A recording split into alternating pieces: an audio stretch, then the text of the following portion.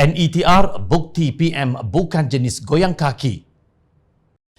Pelik apabila kita mendengar ada individu atau pihak tertentu yang masih bertanya-tanya apa yang dilakukan Perdana Menteri dan Kerajaan Perpaduan setelah memegang tampuk pemerintahan negara sejak November tahun lalu. Adakah mereka tidak tahu atau tidak mahu ambil tahu atau memang buat-buat tidak tahu? Atau mungkin kerana apa yang dilakukan Perdana Menteri untuk kemajuan negara dan rakyat boleh membuatkan mereka panas telinga. Jadi mereka lebih suka bersikap buta dan tuli. Dan berita ini juga mungkin akan membuatkan telinga mereka berdesing dan tidak senang duduk kerana terbukti Perdana Menteri bukan jenis goyang kaki. Terkini pelaksanaan Pelan Hala Tuju Peralihan Tenaga Negara atau NETR dijangka mampu melonjakkan nilai tambah keluaran dalam negara kasar KDNK kepada RM220 bilion pada tahun 2050 berbanding RM25 bilion tahun ini.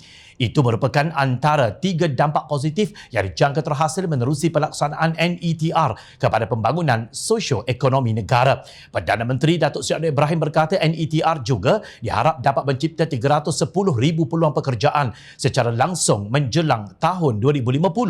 Selain itu katanya pelan berkenaan turut mampu mengurangkan pelepasan gas rumah kaca atau GHG oleh sektor tenaga sebanyak 32%.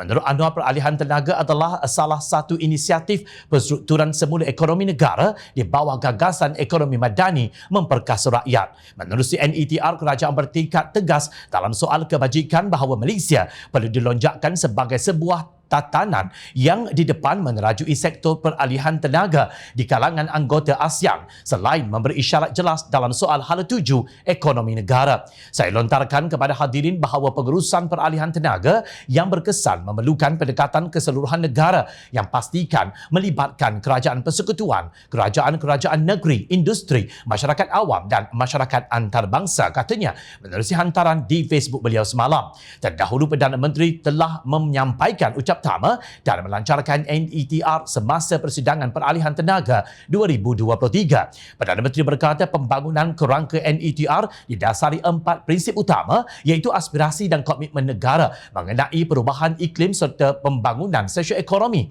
aspek keadilan, keterangkuman dan kecekapan kos, tata kelola yang berkesan dan pendekatan keseluruhan negara dan berdampak tinggi.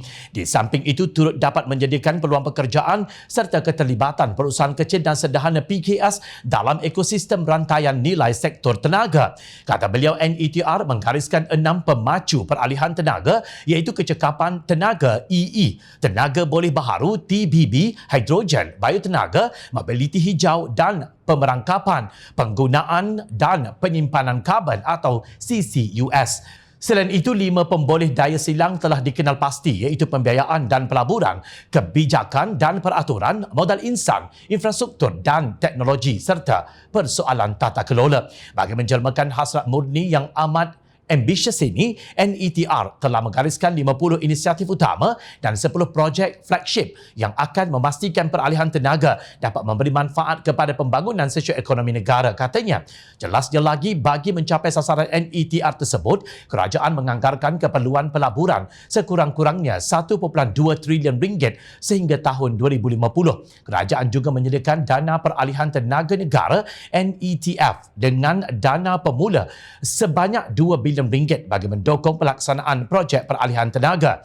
NETF akan memangkin pembiayaan campuran atau blended financing dari sektor swasta dan pembiayaan antarabangsa bagi meningkatkan akses pembiayaan untuk projek peralihan tenaga yang penting tetapi belum mencapai tahap komersial yang boleh diterima bank.